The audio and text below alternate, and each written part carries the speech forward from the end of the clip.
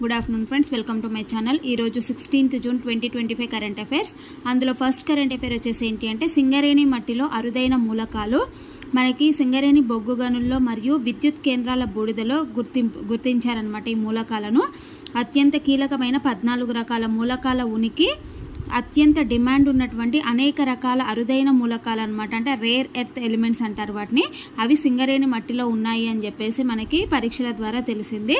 సింగరేణి బొగ్గు గనుల్లో త్రవ్వినటువంటి మట్టిని విద్యుత్ అయస్కాంతాల కేంద్రాల నుంచి వెలువడుతున్నటువంటి బూడిదను ప్రయోగశాలల్లో పరిశీలించి వాటి ఉనికిని గుర్తించినట్లుగా కేంద్ర బొగ్గు శాఖకు సింగరేణి నివేదించింది. అంటే సింగరేణి బొగ్గు గనుల్లో త్రవ్వినటువంటి మట్టిని మరియు విద్యుత్ అయస్కాంతాల కేంద్రాల నుంచి వెలువడుతున్నటువంటి బూడిదని, ఈ మట్టిని ఈ బూడిదని కూడా ప్రయోగశాలల్లో పరిశీలించి వాటి యొక్క ఉనికిని గుర్తించినట్లుగా మనకి కేంద్ర బొగ్గు శాఖకు సింగరేణి నివేదించిందనమాట. అట్లాగే మట్టిలో కలిసిపోయి ఉన్నటువంటి ఆర్ఈఈలను వ్యాపార వస్తువులుగా మార్చే స్థాయిలో వెలికితీసే బాధ్యతను కన్సల్టెన్సీ సంస్థ డెలాయిట్కి బాధ్యతలను అనేది అప్పగించిందనమాట. ఓకేనా. అంటే ఈ రేర్ ఎర్త్ ఎలిమెంట్స్ ఉన్నాయి కదా, సో వాటిని వ్యాపార వస్తువులుగా మార్చే స్థాయిలో వెలికి తీసేటువంటి బాధ్యతను, అంటే వాటిని వ్యాపార వస్తువులుగా మార్చేందుకు ఉపయోగపడేటువంటి మూలకాలను వెలికి తీసే బాధ్యతను కన్సల్టెన్సీ సంస్థ డెలాయిట్కి బాధ్యతలు అనేది అప్పగించింది. అలాగే సెకండ్ కరెంట్ అఫైర్ వచ్చేసి ఏంటి అంటే యూపీలో రాకెట్ లాంచ్ వ్యవస్థల ప్రయోగ పరీక్షలు. భారతీయ విద్యార్థుల్లో అంతరిక్ష రంగంపై ఆసక్తిని పెంచడమే లక్ష్యంగా ఈ సంవత్సరం అక్టోబర్-నవంబర్లో యూపీలోని కుషీనగర్ వేదికగా నిర్వహించనున్నటువంటి పోటీలకు సన్నాహకాలు అనేవి మొదలయ్యాయన్నమాట. అంటే మనకి భారతీయ విద్యార్థుల్లో అంతరిక్ష రంగంపై ఆసక్తి పెంచడం కోసమే ఈ పోటీలు నిర్వహిస్తున్నారనమాట. అయితే ఇందులో భాగంగా స్థానికంగా రాకెట్ లాంచ్ వ్యవస్థలను ఆస్ట్రోనాటికల్ సొసైటీ ఆఫ్ ఇండియా పరీక్షలను నిర్వహించిందనమాట. అంటే స్థానికంగా అంటే యూపీలోని స్థానికంగా రాకెట్ లాంచ్ వ్యవస్థ ఏర్పాటు చేయాలనుకుంటున్నారు. దానికి సంబంధించి ఆస్ట్రోనాటికల్ సొసైటీ ఆఫ్ ఇండియా పరీక్షలు కూడా నిర్వహించిందనమాట. అయితే వీటికి సంబంధించి మనకేంటి అంటే ఇన్స్పేస్, ఇస్రో ఇవి ఇద్దరు అనమాట.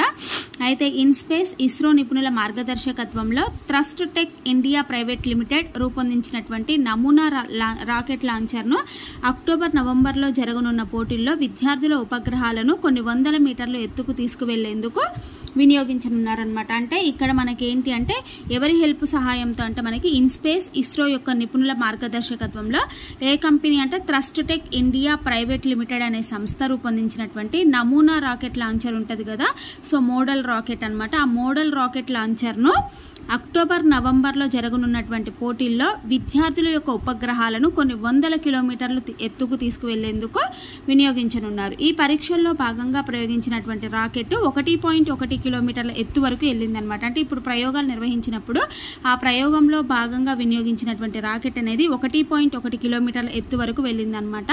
ఆ ఉపగ్రహం 400 మీటర్ల పరిధిలోనే మైదానంలో కిందకు కూడా దిగడం జరిగింది. అట్లాగే థర్డ్ కరెంట్ అఫైర్ వచ్చేసి ఏంటి అంటే రైతు నేస్తం. 1034 రైతు వేదికల్లో రైతు నేస్తం అనేది ప్రారంభం కానుంది. ఈరోజు సాయంత్రం 4 గంటలకు ప్రొఫెసర్ జయశంకర్ తెలంగాణ వ్యవసాయ విశ్వవిద్యాలయం ఆడిటోరియంలో సీఎం ప్రారంభిస్తారనమాట. సో ప్రతి మంగళవారం కూడా రైతు నేస్తం అనే కార్యక్రమం ద్వారా శాస్త్రవేత్తలతో ప్రత్యక్షంగా ముఖాముఖి ఆదర్శ రైతుల యొక్క అనుభవాలని మరియు వ్యవసాయ రంగంలో వస్తున్నటువంటి నూతన ఆవిష్కరణలను రైతులకు తెలియజేస్తారనమాట ఈ కార్యక్రమం ద్వారా. నెక్స్ట్ ఫోర్త్ కరెంట్ అఫైర్ వచ్చేసి ఏంటి అంటే మనకి బీరకాయ పీచు, వేప నూనెతో పీసీబీలు ప్రింటెడ్ సర్క్యూట్ బోర్డులని బీరకాయ పీచు మరియు వేప నూనెతో తయారు చేయనున్నారు. ఇందుకోసం అంటే ఎలక్ట్రానిక్ వ్యర్థాల యొక్క కాలుష్య తీవ్రత తగ్గించడం కోసమే ఈ ఆర్గానిక్గా బీరకాయ పీచు మరియు వేప నూనెతో తయారు చేసినటువంటి పీసీబీలు తయారు చేయనున్నారనమాట. సో మరి ఎవరు అంటే కర్నూలులోని IIIT ఈసీఈ విభాగ పరిశోధక సహాయకుడైనటువంటి డోలా సందీప్ కాలుష్య రహిత బయోడిగ్రేడబుల్ పీసీబీను ఆవిష్కరించారనమాట.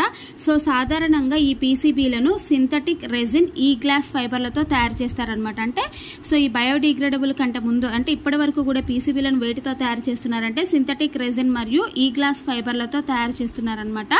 ఇవన్నీ కూడా కాలుష్య కారకాలే.